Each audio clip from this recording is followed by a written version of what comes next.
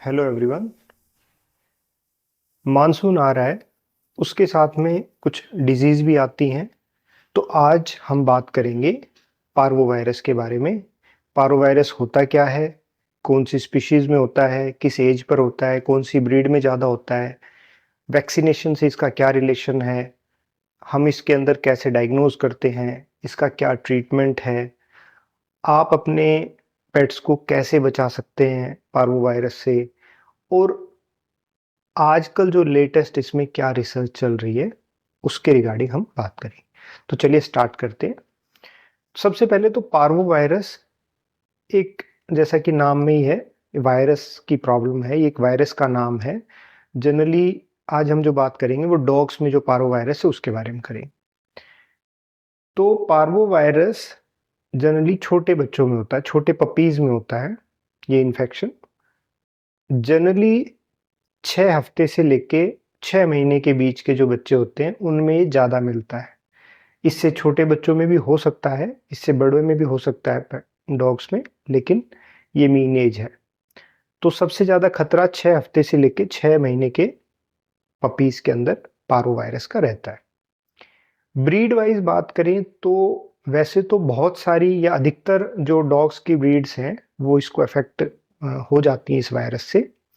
लेकिन कोई कोई ब्रीड्स है जिनमें बहुत ज़्यादा रिस्क होता है पार्वो वायरस का, जैसे रोटवाइलर्स, डॉबरमैन्स, अमेरिकन पिटबुल्स, जर्मन शेफर्ड्स, लैब्राडोर्स, इनमें ज़्यादा कॉमनली ये मिलता है, ज़्यादा रेट ऑफ इंसिडेंस इनमें ज़्यादा होता है। अब कुछ लोग पूछते हैं कि वैक्सीन से इसका क्या रिलेशन है।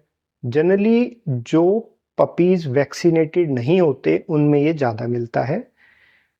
जैसे किसी पपी ने का बर्थ हुआ तो उसके अंदर कुछ एंटीबॉडीज होती है जो उसको मदर से मिलती हैं, लेकिन धीरे धीरे उनकी संख्या कम होती जाती है।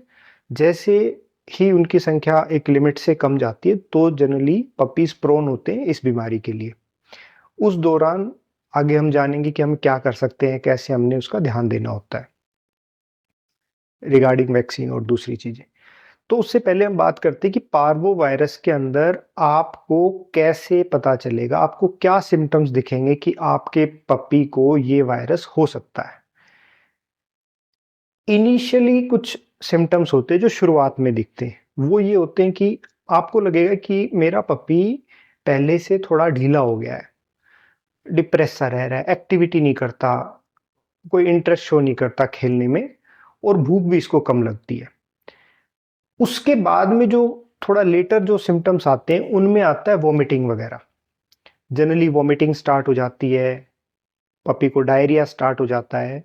लेकिन डायरिया में विशेष बात ये कि उसके अंदर ब्लड मिलता है, most of the time blood मिलता है। पपी को फीवर होने जैसा दिखेगा, उसकी बॉडी आपको थोड़ी सी वार्म लगेगी और टेम्परेचर आप नोट करेंगे तो जनरली 100 202.5 से ज़्यादा उसका टेम्परेचर मिलता है। इस बीमारी में पपी को बहुत फास्ट डिहाइड्रेशन होता है, क्योंकि वॉमिटिंग में भी पानी का लॉस हो रहा है और डायरिया में भी पानी का लॉस हो रहा है। तो डिहाइड्रेशन इस बीमारी की एक बहुत ही बड़ी समस्या है। अब बात आती है कि ये बीमारी कैसे फैलती है। एक कोई इन्फेक्टेड डॉग है, उससे दूसरे को ये जनरली फैलती है। तो उसमें आपका ये रहता है कि जो इन्फेक्टेड डॉग है उसके अगर कंटामिनेटेड फीसिस, उसने पॉटी की हुई है, स्टूल पास किया हुआ है इन्फेक्टेड ने, उसको अगर कोई दूसरा पेट सूंघ लेता है, लिक कर लेता है, तो उससे जनरली ये डिजीज फैलती है। ये उसमें और दूसरे भी रूट्स होते हैं, पर ये वाला जो रूट है, फिको ओरल रूट है, ये सबसे ज़्यादा कॉमन मिलता है। इस बीमारी को फैलाने में इसका सबसे बड़ा रोल है। दूसरा क्या है कि इस बीमारी के अंदर आपको और कौन कौन सी बीमारियां हैं जिसमें कि ऐसे ही सिम्टम आपको मिल सकते हैं जो अभी हमने डिस्कस किए। डिहाइड्रेशन हो गया, वोमिटिंग हो गया, लूज मोशन हो गया, लूज मोशन में ब्लड आना हो गया। ऐसा आपको देखने को मिल सकता है इंटेस्टाइनल जो पैरासाइट्स होते हैं, जो जिसको हम डीवोमिंग करके ठीक करते हैं, जैसे हिकवॉर्म्स हो गए, तो जियार्डिया वगैरह हो गया। तो इन इन्फेक्शंस में भी हमें पारो वायरस के जैसे सिम्टम्स मिलते हैं। तो उसके लिए हमें पेट को टाइमली डीवॉर्म करना होता है, पप्पी को भी और एडल्ट्स को भी। उसके अलावा कुछ वायरस की और भी बीमारियां जैसे कोरोना वायरस हो गया या रोटा वायरस हो गया, उनके अंदर भी पार्वो वायरस जैसे सिम्टम्स हमें देखने को मिलते हैं। तो हमें ये चीज को क्लियर करना होता है कि कौन सी डिजीज में कौन से सिम्टम्स के साथ में पार्वो वायरस है और कौन सी प्रॉब्लम किसी और दूसरे वायरस की वजह से हो रही है, उसको हमें डिफरेंशिएट करना होता है। कुछ ऐसी बैक्टीरिया की भी बीमारियां हैं जैसे साल्मोनेला टाइफी है और कंपाइलोबैक्टर, कुछ एक बैक्टीरियाज होते हैं, उनके अंदर भी इस तरीके के सिम्टम्स हमें देखने को मिलते हैं। अब पपीज के अंदर ये तो कुछ इन्फेक्शन वाले कारण थे, बैक्टीरिया हो गए, वायरस हो गए, वॉर्म्स हो गए, कुछ ऐसे कारण हैं जो बेसिकली नॉन इन्फेक्शियस कारण होते हैं।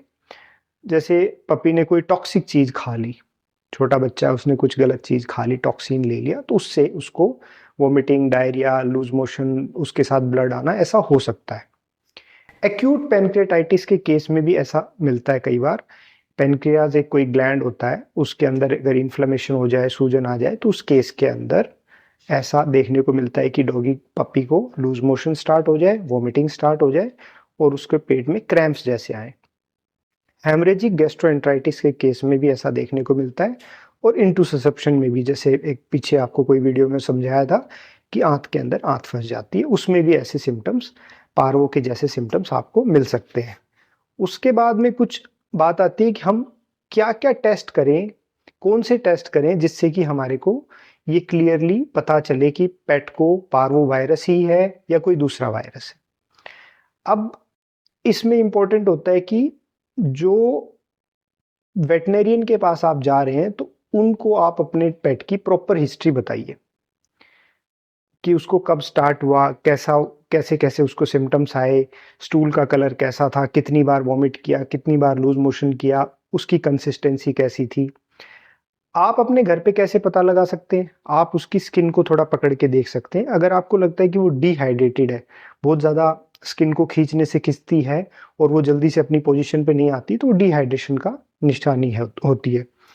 उसके पेट को आप टच करके देख सकते हैं, उसको पाल्पेट करते हैं तो उसमें भी आपको टेंडरनेस सी नज़र आती है, थोड़ा सा टफनेस सी नज़र आती है, और वो पेन की वजह से जनरली हो सकता है कि अंदर किसी प्रकार का जो उसमें इन्फ्लेमेशन और पेन चल रहा है उसकी वजह से वो टाइट कर रखा हो। उसके बाद में हम कुछ टेस्ट करते हैं। ये तो आपने घर पे करने की चीज़ थी। हमारे पास जब आप आते हैं तो हम टेस्ट करते हैं। हम ये देखते हैं कि उसकी सीबीसी के अंदर उसकी डब्ल्यूबीसीज का काउंट कितना है, उसके न्यूट्रोफिल्स का काउंट कितना है। वो जनरली कम हो जाता है, ल्यूकोपीनिया, न्यूट्रोपीनिया। सीरम बायोकेमिस्ट्री जो है हम लोग जनरली चेक करना चाहते हैं। उसमें ये होता है कि कई बार हमारे को डिहाइड्रेशन से रिलेटेड उसमें चेंजेस मिलते हैं, इलेक्ट्रोलाइट्स का इम्बैलेंस मिलता है, हाइपोनेट्रीमिया मिलता है, हाइपोकैलीमिया मिलता है। तो इस तरीके की हमारे को हाइपोग्लाइसीमिया भी इसमें मिलता है, शुगर के लेवल भी कम हो जाते हैं। तो ये बायोकेमिस्ट्री में हमें पता चलता है। बायोकेमिस्ट्री टेस्ट करने के बाद में हमें ये चीज़ का क्लियर आइडिया होता है कि हमें इसको कौन सी मेडिसिन और कितनी देनी है। कई कई बार एडवांस स्टेज में हम इसका ब्लड गैस एनालिसिस भी करते हैं। वो एसिड बेस बैलेंस को हमारे को थोड़ा आइडिया देता है कि अंदर क्या चल रहा है, मेटाबॉलिक एसिडोसिस या एल्कलोसिस जो भी है। अब एक और टेस्ट होता है जिसमें कि हम उसके फिकल टेस्टिंग बोलते हैं, उसके स्टूल्स को टेस्ट करते हैं। इसमें दो प्रकार के टेस्ट होते हैं, एक होता है एलाइजा टेस्ट होता है, एक पीसीआर टेस्ट होता है। एलाइजा टेस्ट थोड़ा सस्ता होता है, लेकिन वो बेसिकली एंटीजन को चेक करता है, लेस स्पेसिफिक होता है, लेस सेंसिटिव होता है। पीसीआर जो है वो डीएनए को चेक करता है, वायरस के डीएनए को चेक करता है, बहुत ही ज़्यादा सेंसिटिव होता है, बहुत ही ज़्यादा स्पेसिफिक होता है। अगर कम संख्या में भी अगर वायरस है तो आप पीसीआर से पता लगा सकते हैं। जनरली हमारे पास कोई पेट लेकर आता है तो हम पहले उसका एलाइजा करते हैं, और अगर मान लो उसमें हमें लगता है कि नहीं, पॉजिटिव नहीं आ रहा है या कुछ हमें उसमें डाउट लगता है, तो हम उसमें पीसीआर भी करते हैं। ये चीज़ आप वेट पर छोड़ दीजिए कि कौन सा उनको टेस्ट उचित लग रहा है और वो उसको फॉलो करें। उसके बाद एक टेस्ट होता है कि हमें उसके कई बार एक्सरे, रेडियोग्राफी या अल्ट्रासोनोग्राफी करनी होती है। जैसे मान लो पेट में इंटूससेप्शन हो गया, वो तो ऐसे पता नहीं चलेगा बाहर से कोई टेस्ट, वो अल्ट्रासाउंड से पता चलता है। कई बार कोई फॉरेन बॉडी होती है, कोई ऐसी चीज़, तो वो हमारे को इनसे पता चलता है। अब बात आती है ट्रीटमेंट की। ट्रीटमेंट में हम लोग इसमें क्या करते हैं, कुछ आईवी फ्लूइड्स देते हैं, क्योंकि आपको जैसे पता चला कि पपी डिहाइड्रेट हो जाता है, इलेक्ट्रोलाइट्स का इम्बैलेंस होता है, तो उसकी बॉडी में कुछ फ्लूइड्स उसकी हाइड्रेशन को ठीक करने के लिए उसको सलाइन और ये सब दिया जाता है। अलग अलग जो है फ्लूइड्स होते हैं डिपेंडिंग ऑन कि अंदर कैसा उसका केमिकल बैलेंस या क्या रिएक्शंस उसमें चल रही हैं, उसको हाइपोग्लाइसीमिया है या हाइपोनेट्रीमिया है या हाइपोकैलेमिया। लाइकवाइज कुछ एंटीमेटिक्स हम देते हैं, जैसे मतलब उल्टी ना हो उसके लिए मेडिसिन देते हैं। साथ में हम कोशिश करते हैं कि उसको कुछ खाना दिया जाए फ्लूइड्स की फॉर्म में ही।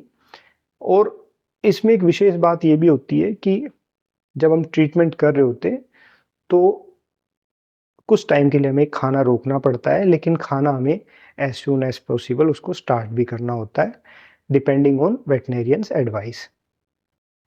इसके बाद में जो है कुछ एंटीबायोटिक्स भी हम लोग यूज़ करते हैं ट्रीटमेंट के दौरान। अब वो क्या एंटीबायोटिक है, ब्रॉड स्पेक्ट्रम है या किस तरीके के, वो सेकेंडरी बैक्टीरियल इन्फेक्शंस को कम करने के लिए है, वो डॉक्टर वेटनेरियन आपके जो है उसको डिसाइड करते हैं वो उसकी ज़रूरत है कि नहीं है। इस डिजीज़ के अंदर जनरली पेट में दर्द होता है, डिहाइड्रेशन के साथ में ब्लड लॉस हो रहा है, पेट में दर्द हो रहा है, तो कुछ एनाल्जेसिक्स भी उसमें दिए जाते हैं दर्द कम करने के लिए। कुछ गैस्ट्रिक प्रोटेक्टेंट्स भी बहुत ज़रूरी होते हैं क्योंकि अंदर एसिडिटी होती है, जो पेट की जो लाइनिंग है जैसे वो अंदर से स्लफ आउट हो जाती है, वो वहाँ से छिल जाती है, और उसमें उसके लिए कुछ उसको एंटासिड्स, फैमोटिडीन, ओमेप्राजोल ये सब उसमें दिया जाता है। पहले हम लोग उसको रेंटिडीन वगैरह भी यूज़ करते थे, लेकिन अभी लेटेस्ट में ये सब दूसरी चीज़ें आ गई हैं। उसके अलावा कुछ एडवांस ट्रीटमेंट्स भी आजकल आई हैं जो कि वैसे तो एडवांस है बट काफ़ी टाइम से चल रहा है मार्केट में। उसमें क्या होता है, एक मोनोक्लोनल एंटीबॉडीज़ वगैरह हम लोग यूज़ करते हैं। इसमें कुछ प्रोटीन्स जो हैं कि जो लैब में क्रिएट किए जाते हैं, जो कि हेल्प करते हैं कि पेट की इम्यूनिटी को इम्प्रूव किया जाए। दूसरा क्या है, एक मेडिसिन है जैसे टेसेक्टिन करके आती है, जो बैक्टीरियल टॉक्सिन्स को रिड्यूस करती है, उनके रिलीज को कम करती है और जो इन्फ्लेमेटरी रिस्पॉन्स है उसको कम करती है। ये कुछ लेटेस्ट रिसर्च अभी आई हुई है। उसके बाद में बात आती है प्रिवेंशन की। अब जैसे बच्चा है 6 से 8 हफ्ते की एज के अंदर उसको वैक्सीन करवा दीजिए। वैक्सीन एक ऐसी चीज़ है जिससे कि काफ़ी हद तक आप इस डिज़ीज़ को प्रिवेंट कर सकते हैं। जैसे ही मदर से जो उसको मिल्क से छोटे पप्पी को जो एंटीबॉडीज़ आ रही हैं उनकी संख्या कम होने लगती है, तो उसके बाद में हमारा ये रहता है कि हम बाहर से वैक्सीन देके उसकी एंटीबॉडीज़ को, उसकी संख्या को बढ़ाएं। तो 3 से 4 हफ्ते की गैप के अंदर हमें रिपीटेडली बूस्टर भी देने होते हैं, और वो लास्ट जो वैक्सीन लगता है वो 16 से 20 हफ्ते की एज में लगता है, जो कि बहुत ज़रूरी होता है। कुछ पेट पेरेंट्स क्या करते हैं कि शुरुआत का 1-2 वैक्सीन लगवा लिया फिर बाद में स्किप कर देते हैं। पूरा कंप्लीट कोर्स करना चाहिए, तभी आपका पप्पी कंप्लीटली प्रोटेक्ट होता है इस डिजीज़ के लिए। कई बार तो हमने ऐसा भी देखा है कि फुल कोर्स करवा दिया, सब कुछ करवा दिया, लेकिन उसके बावजूद भी प्रॉपर एंटीबॉडीज़ नहीं बनती। तो वो एक पर्टिकुलर ब्रीड्स में ज़्यादा देखने को मिलता है, हमने रोटवाइलर्स और डोबरमैन्स में ऐसा देखा है। लेकिन जो हमारे हिस्से की चीज़ है, जो हम कर सकते हैं जैसे वैक्सीन कंप्लीट करना, वो हमें करना चाहिए। उसके बाद में जो है जैसे एनवायरमेंटल फैक्टर्स की बात आती है।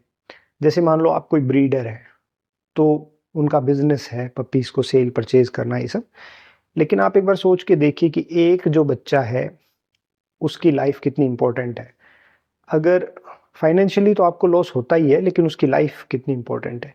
अगर आप उसको प्रॉपर टाइमली वैक्सीन करते हैं और आपका एक भी बच्चे की मोर्टिलिटी नहीं होती, मान लो पूरे साल में एक भी बच्चा आपके कैनल में खत्म नहीं होता, और लेट से उसकी कीमत नॉर्मल से नॉर्मल आप मान के चलो 15-20,000 है, तो इस एक बच्चे की कॉस्ट में आप पूरे साल भर के सारे बच्चों की वैक्सीन कर सकते हैं। आप अगर दूसरे तरीके से देखें, एक इसमें ये भी चीज़ होती है कि आप अपने कैनल में क्या करें। आप उसमें एक ब्लीच यूज़ करें, ब्लीच में जो है प्रॉपरली उसका मोपिंग करवाएं और कंटामिनेटेड एरियाज़ को अवॉइड करें। मान लो किसी बच्चे को पारोवायरस हो गया तो उसको सेपरेट कर दो, उस एरिया में मत जाओ, और उसको आप जो है हैंडल लास्ट में करो। पहले जो नॉर्मल पपीज़ है उनको फीडिंग, उनकी केयर वगैरह करना करो, लास्ट में उस पपी पे जाओ, और वहाँ से वापस जब आप दूसरे फ्रेश एरिया में आते हो, नॉर्मल एरिया में आते हो तो वहाँ पर अपने जो जूते हैं और दूसरी चीज़ें हैं वहाँ से इन्फेक्शन कम से कम लाने की कोशिश करें, उनको चेंज करें या जो भी आपने करना है। आइसोलेशन बहुत ज़रूरी है। जो इन्फेक्टेड बच्चा है और जो नॉन इन्फेक्टेड बच्चे, उनको अलग-अलग करना बहुत ज़रूरी होता है, क्योंकि ये बीमारी फिको ओरल रूट से फैलती है। मानसून के टाइम में, बारिश के दौरान पानी इधर-उधर रहता है, तो अगर कोई इन्फेक्शन मान लो पॉटी उसमें पानी में फैल गई है, तो उससे अगर दूसरा बच्चा उसको लिक कर लेता है, इस तरीके से बीमारी ज़्यादा फैलती है। स्ट्रेस फैक्टर्स भी इफ़ेक्ट करते हैं इसको। अगर कोई किसी एनवायरमेंटल स्ट्रेस है, तो उस तरीके से प्रॉब्लम जो है बच्चों में ज़्यादा देखने को मिलती है। स्ट्रेस ह्यूमिडिटी का हो सकता है, गर्मी का हो सकता है या ठंड का हो सकता है, वो सब चीज़ें। उसके बाद बात आती है प्रोग्नोसिस के बारे में कि अगर मान लो कुछ लोग पूछते हैं कि भई आप जो है हमारा पेट ठीक होगा कि नहीं होगा? अब ये बात डिपेंड करती है कि ऐज पे। अगर पपी बहुत ही छोटा है, बहुत कम उसका वज़न है और उसके अंदर ब्लड का लॉस ज़्यादा हो जाए, तो उसके अंदर प्रोग्नोसिस जो है उसकी ठीक होने की जो ये प्रोबेबिलिटी है वो कम होती है। लेकिन अगर मान लो थोड़ा-सा किसी का एज ठीक है और उसको जो है न उ उसकी बॉडी के अंदर रिज़र्व्स भी ज़्यादा हैं, तो वो अगर उसको टाइमली ट्रीटमेंट मिलता है, तो वो ठीक प्रॉपर्ली हो जाता है। बीमारी कितनी सीवियर है, इस पे भी डिपेंड करता है। एक बहुत ही फ्रीक्वेंटली लूज़ मोशन और वॉमिटिंग्स हो रहे हैं, तो उस केस में ज़्यादा सीवियर माना जाता है। अगर ट्रीटमेंट जल्दी स्टार्ट किया जाता है, तो रिज़ल्ट अच्छे आते हैं, ऐसा हमें देखने को मिला है। कुछ लोग क्या करते हैं, 1-2 दिन लूज़ मोशन वॉमिटिंग हुआ, कोई बात नहीं, घर पे इलाज किया या इग्नोर कर दिया कि अपने आप ठीक हो, वो केसेस ज़्यादा खराब होते हैं। और जो तुरंत लेकर आते हैं, तुरंत उसका इलाज करवाते हैं, उसको ड्रिप्स लगवाते हैं, मेडिसिन करवाते हैं, वो उन पपीज़ में रिकवरी ज़्यादा अच्छी देखने को मिलती है। उसके बाद क्या होता है कि अगर ऐसा कुछ हो जाता है, तो आपको वेटरनेरियन से रेगुलर टच में रहना होता है और ये फर्दर क्या-क्या कॉम्प्लिकेशंस इसमें आ सकती है, उसके बारे में डिस्कस करना होता है। अपने वेटरनेरियन से आप प्रॉपरली वैक्सीनेशन के शेड्यूल को डिस्कस करिए। उसमें आपको क्लियर आइडिया रहता है कि कब आपको जाना है, कब आपके पास में ये सब वैक्सीन्स करवानी है और वो टाइम से करवानी है। उसका एक शेड्यूल होता है, वो वेट आपको लिख के देते हैं और उसका एक आपने फॉलो करना होता है। आजकल की जो रिसर्च में आपको जैसे पहले बता ही दिया कि भई वो जो मोनोक्लोनल एंटीबॉडीज़ और टैसेक्टिन करके मेडिसिन्स हैं, तो ये सब आजकल हम लोग यूज़ करते हैं। उसके अलावा ज़्यादातर इस डिज़ीज़ के अंदर प्रिवेंटिव ट्रीटमेंट के ऊपर ज़्यादा ध्यान देना चाहिए। उसमें ये होता है कि आप प्रॉपरली उसको वैक्सीनेशन करवाएँ। अब समरी में बात आती है कि मतलब ये सारा जो वायरस है या पार्वो वायरस की जो प्रॉब्लम है, इसकी समरी आप इतना समझ सकते हो कि ये बहुत ही सीरियस प्रॉब्लम है, बहुत ही ज़्यादा फेटल प्रॉब्लम है। इसमें जान जाने की बहुत ज़्यादा प्रोबेबिलिटी रहती है। जनरली छोटे बच्चों में ये होता है, ये आपको क्लियर हो गया है। अगर आप बीमारी को जल्दी रिकॉग्नाइज़ करते, जल्दी पकड़ लेते हैं, जल्दी से अपने वेट को दिखाते हैं और एग्रेसिव ट्रीटमेंट करते हैं, मान लो वेट ने बुलाया सुबह-शाम उसको ड्रिप लगनी है या 2 बार, 3 बार, तो उस तरीके से अगर आप फ़ॉलो करते हो, क्रिटिकली उसको पेट को एडमिट करते हो या उसको प्रॉपरली मेडिसिन्स देते हो, तो वो बहुत इम्पोर्टेंट रोल प्ले करता है कि बच्चा कितना सर्वाइव करता है। ये बात भी मैटर करती है कि कौन-सा फ्लूइड लगना है, कौन-सी फ्लूइड की कितनी क्वांटिटी लगनी है। केवल ये नहीं कि कोई भी बोतल ग्लूकोज़ की लगा दी और उससे वो ठीक हो जाता है। जनरली रिंगर्स लैक्टेट और बाकी चीज़ों के कॉम्बिनेशन से वो डिफ़ाइन होता है। अगर किसी के अंदर प्रोटीन्स की वैल्यू कम है, तो कौन-कौन से कोलॉइड्स यूज़ करने हैं या फिर क्रिस्टलॉइड्स, ये वेट का काम है। ये नहीं कि बस आप कोई भी फ्लूइड उसको चढ़ा दो और वो हाइड्रेशन ठीक हो जाए। रीसेंट एडवांसमेंट्स में आपको बताया जैसे मोनोक्लोनल एंटीबॉडीज़ और ये टैसेक्टिन वगैरह, ये काफ़ी प्रॉमिसिंग है, लेकिन अभी ये चल रही हैं, इनके ऊपर रिसर्च चल रही है। हालाँकि आउट ऑफ कंट्री अवेलेबल है, कुछ एक यहाँ भी अवेलेबल है जो हम रेगुलर में यूज़ करते हैं। हम लोगों के पास में जो पेट्स आते हैं, उनमें काफ़ी हद तक हमें रिकवरी मिलती है पारो वायरस को। लेकिन ओवरऑल वर्ल्ड वाइज़ अगर इसका डेटा देखें तो ये बहुत ही फेटल डिज़ीज़ मानी जाती है। इसका कारण ये है कि हम लोगों से जो टच में जो पेट पेरेंट्स हैं, दे आर वेरी पर्टिकुलर। वो अपने पेट का ज़्यादा ध्यान रखते हैं, जैसे बताते हैं वैसे फ़ॉलो करते हैं। तो फ़र्क साफ़ है, अगर आप केयर करते हो और फ़ॉलो करते हो अपने वेट की एडवाइस को, तो पार्वो को प्रॉपरली ठीक किया जा सकता है। काफ़ी हद तक केसेज़ को हम ठीक कर सकते हैं, पपीज़ को बचा सकते हैं। अभी के लिए बस इतना ही। Thank you so much.